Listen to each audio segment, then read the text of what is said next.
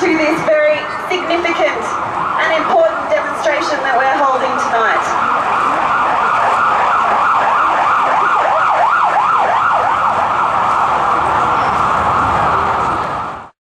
Before we call the first speaker tonight, I would like to acknowledge that this protest is still taking place on an occupation of its own. This demonstration is taking place on Indigenous land. This is the land of the Wurundjeri people. It was land that was never ceded by those people, and it always was and always will be Aboriginal land.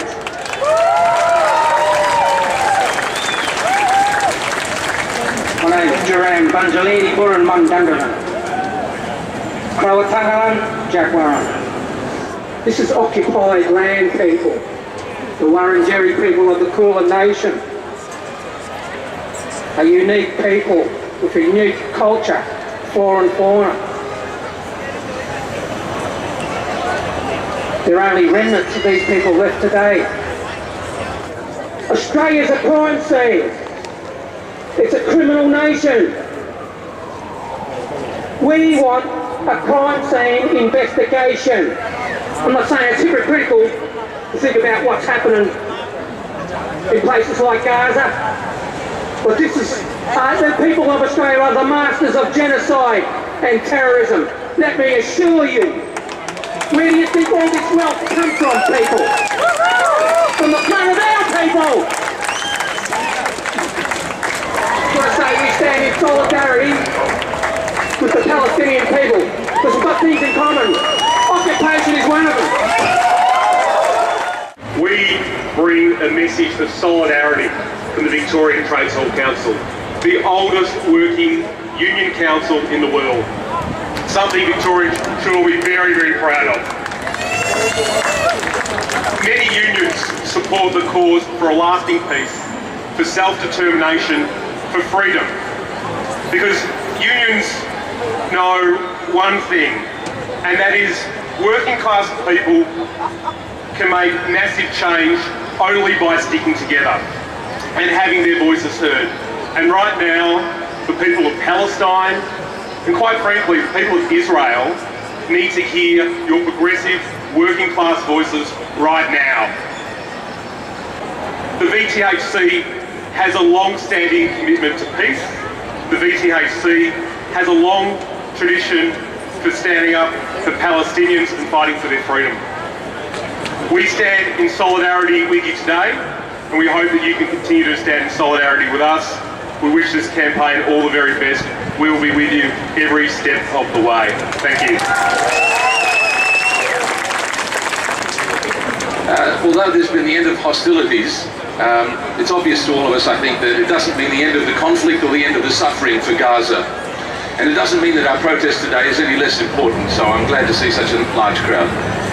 I'm personally very grateful for the opportunity to join you here today to stand publicly in solidarity with the Palestinians and particularly with the people of Gaza.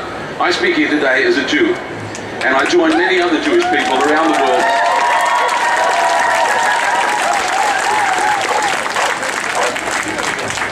I have to say I join many other, although they're not a majority, but many other Jews around the world who want to express their horror and their distress at the suffering inflicted upon the people of Gaza.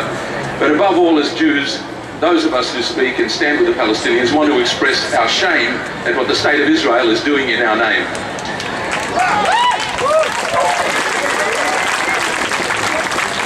We have to ask how it's possible to so completely reverse the obvious, incontestable facts of the suffering of the Palestinians and reverse the truth. As you know perfectly well, although the media don't seem to convey this to the general public, it's obvious that it's not a war that's between two equal sides. The Palestinians, as you know, have no air force, no helicopters, no artillery, no tanks, no drones. There's no war, there's just a military occupation by the third most powerful military in the world. It's not a war, it's a large-scale, state-sponsored terrorism and mass murder.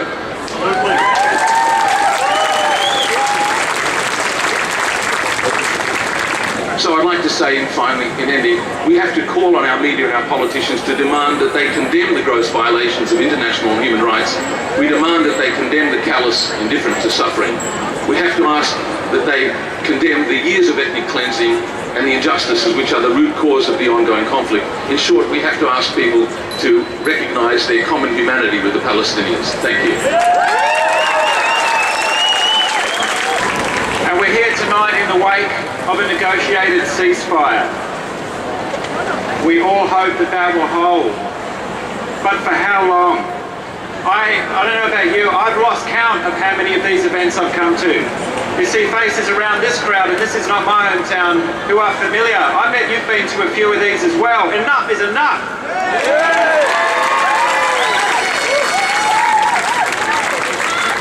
Who was here in December 2008 for Operation Cast Lead, or the one before that, or the one before that? We saw a lot of reporting in the news media this week. Reporting on the rocket attacks into the south of Israel, reporting on the bombing of a bus, and a lot of airtime for Mr. Regev. I'm a little bit sick of seeing that fella's head pop up on the television, I have to say. Give that man the right to speak, give him his airtime, certainly. I want to know where we have to go to hear about the right of Palestinian men, women and children simply to exist in their home country. You won't see that on television, you won't read that in the mainstream press. To hear that, you have to come here, and thank you for coming. We need to always remember that this is an unequal contest, that one side is occupier and one side is occupied. We spent quite a few $million trying to win a Security Council seat in the United Nations, and guess what? We've won it. Isn't that great? So the question is, will we just be an empty little stick puppet for the United States, or will we actually stick up for ourselves? A lot of people support us. A lot of people support you and your right to turn out tonight.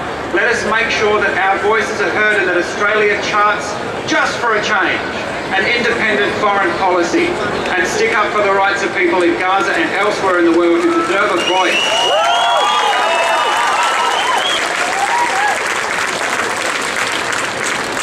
And lastly, let's remember the peace activists and the campaigners on all sides of this conflict, particularly those in Israel. You know, this country is not the enemy. There are people in that country and around the world who despair at the direction that their leadership has taken. Never let us forget the dissidents and the resistors and those on all sides of this conflict who have had a gut full of violence and war. I want to just spend a moment thinking about the root cause of this conflict. The spokespersons for the Israeli government and much of the Western media and Western commentators would have us think that the root cause of the conflict was rockets being fired from Gaza into southern Israel. We know that is nonsense. That is absolute nonsense.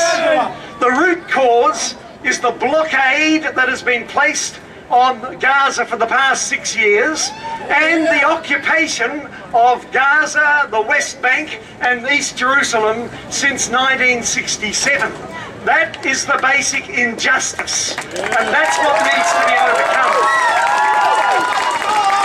Now friends, I don't support the rockets being fired from Gaza into Israel, but I understand why. We defend ourselves. Because if you're living under an occupation and under a siege, if your family and your children have no chance of education and employment and health care, if you're lacking the basic infrastructure that every human being has the rights to for 45 years, how are you going to express your protest? You've got no other way of saying enough is enough. What I don't understand is the constant expansion of settlements in the West Bank when Israel claims that it's interested in a peaceful resolution. What I don't understand is how they can say that they're claiming to want a long-term peace, and yet they continue to expand settlements, they continue to bombard Gaza, they continue to harass the people of Palestine every day of their lives.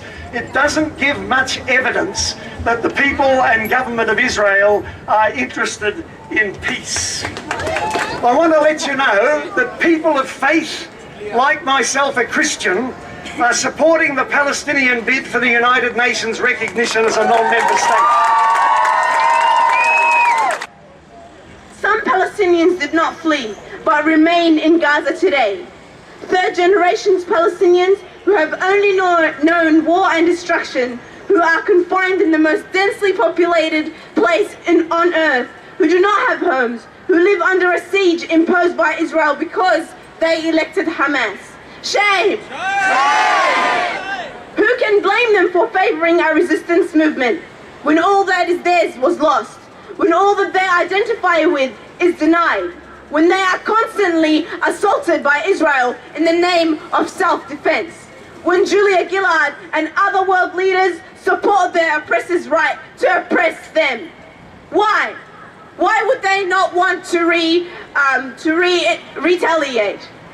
The Palestinian people have an absolute right to resistance. Palestine will one day be free from the river to the sea.